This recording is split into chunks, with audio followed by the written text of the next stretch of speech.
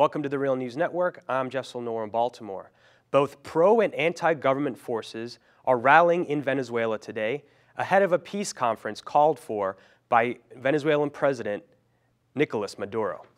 Now joining us to discuss this are two guests.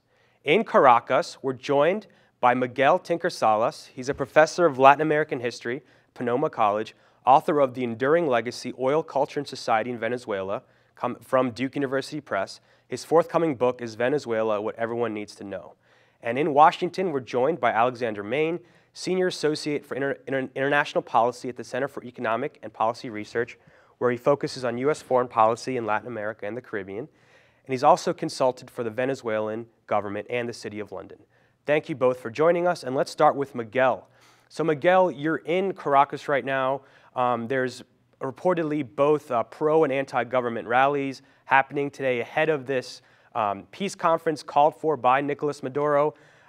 Give us the latest, and if you can also comment on the Governor Jose Vielma Mora, and a lot has been made about this in the Western media. He's a supporter of Maduro, but he's criticized some of his what he called violent methods of cracking down on protesters.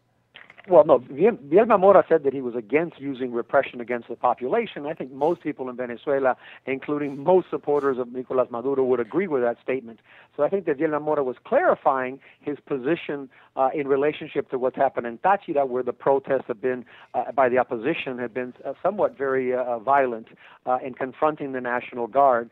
He also was very critical of the mayor, which is an opposition mayor in San Cristobal, who took the cadaver of a victim who fell off of a second-story building and paraded it through the city.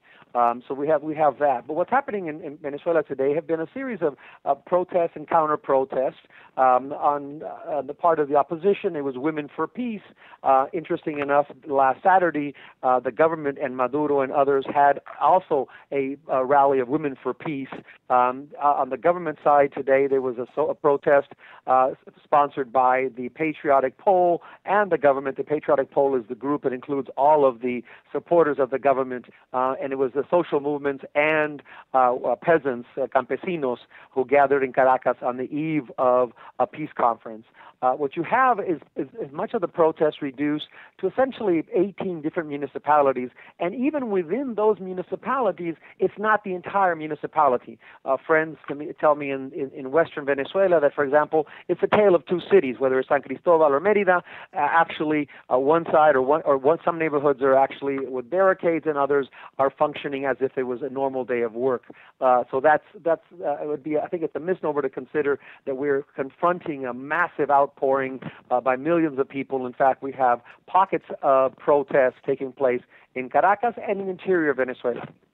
And Alexander, I wanted to bring you in the conversation. What's your response to what Miguel said? And also, you could describe the Western media as being almost rabidly anti-Maduro in their descriptions and how they've focused on the opposition and what they've made of Jose Vielma Mora's comments. And they've highlighted the fact that he's spoken out about some of the repression, but not about his ongoing support for Maduro.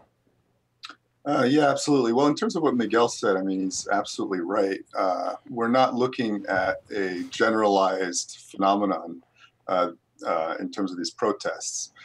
They're taking place in, very small pockets.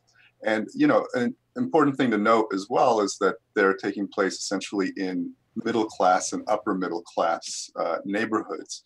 So it's a rather strange thing that we're seeing. I mean, strange from the U.S. point of view, at least, where when one sees riots, because that's essentially what we are seeing here, you really see that in poor neighborhoods, and often poor neighborhoods take the brunt of the damage that's caused. In this case, it's middle class students, not necessarily students, young people at any rate, who have taken to the streets in very small numbers. But they're, blocking traffic. They're burning rubbish, putting up barricades. They're putting up barbed wires and around intersections that have already caused apparently 3 deaths, including the beheading of a motorcyclist that went by. Is it just two motorcyclists? Two motorcyclists now that died. Okay. Yes. So at any rate, these are sort of dangerous barricades that have been set up, but it also are paralyzing things in these neighborhoods. And when you go in there, it's very quiet because traffic can't go through there. I mean, they've really blocked things in a lot of these neighborhoods. But it is a micro phenomenon in Venezuela, and I think that's important to keep in mind given the sort of huge coverage that it's been getting over the last few days. And in terms of the government response to that, there have been allegations that there was a lot of very heavy repression. I think there are certainly cases of abuses on the part of the state security forces. But I think in a lot of cases, in these neighborhoods, there's perhaps a lack of any sort of intervention taking place on the part of state security forces. They, I think, are wary of going in there and clashing with these students, causing, more casualties potentially. There are already a number of casualties. Each one is, generally in the media and so on, attributed to the government. Although, really, if you look over who has been killed so far, it's probably about 50% opposition supporters. And the rest are, either pro-government or just not really as involved in politics.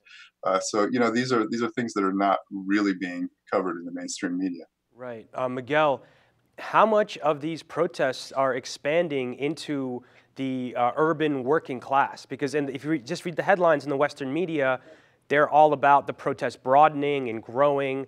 But the urban working class, which the majority, from what I understand, do support. They are Chavistas, but they're about split on their support. So have they taken to the streets? Are they part of the protest now? They're not part of the protest per se, but for example, in Minas de Baruta in Caracas, a few days ago, there were protests in what is ostensibly a very poor neighborhood, and people were complaining about scarcity and about other issues. I mean, there's some real issues in Venezuela the government needs to tackle, and these are primarily economic issues, and primarily the question of being able to not have scarcity, and people are tired of confronting those issues. Inflation is also upwards of 50%. So those are real issues that affect broad sections of society, especially working class and poorer segments of society. So they are concerned. But again, what the opposition is offering as an alternative is simply street protests. They've actually pushed their people into a dead end because they have only one goal: overthrow the government. They don't have short-term measures. They have not made proposals on crime. They have not made proposals on how to address economic issues. They have not indicated how they would govern the country differently. And in fact, just the opposite happens. People that I talk to tell me if this is how they want to govern, by creating ungovernability, by making the city impassable, by disrupting society, then that's a very poor example. So I think that's the larger question they face. And the electoral cycle does not really benefit them this year because for the first time in almost 15 years, there are no elections scheduled in Venezuela. So again, let me reiterate, they have taken their movement and their people into a dead end because they don't have anything else to offer except oust Maduro by undemocratic means, because at the heart of their position is they refuse to recognize his election. And understanding that last December 2013, for municipal elections, the opposition made them into a plebiscite on Maduro. They lost. They gained a couple of major urban cities, but they lost, and Maduro's forces won close to 75% of the municipal areas. So that coming from that victory to now have a condition of ungovernability simply underscores and belies the fact that they are not willing to abide by the democratic process, and they are looking for extra legal means to oust a democratically elected government. And I know we're running out of time, but Alex, let's end with you. So there may be legitimate demands here, but is the call for the resignation of Maduro really a demand for destabilization?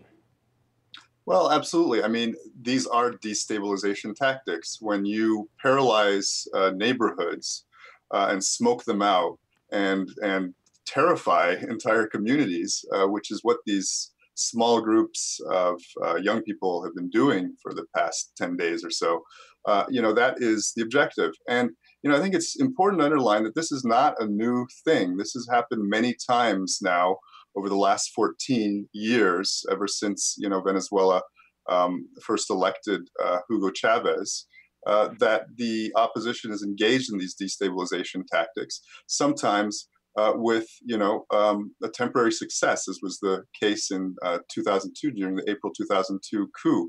This is not so much reminiscent of the 2002 coup, when the opposition did manage to mobilize a really mass middle-class protests. I think it's much more reminiscent of 2004, where we saw the phenomenon of the guarimba that took place at the end of February and the beginning of March.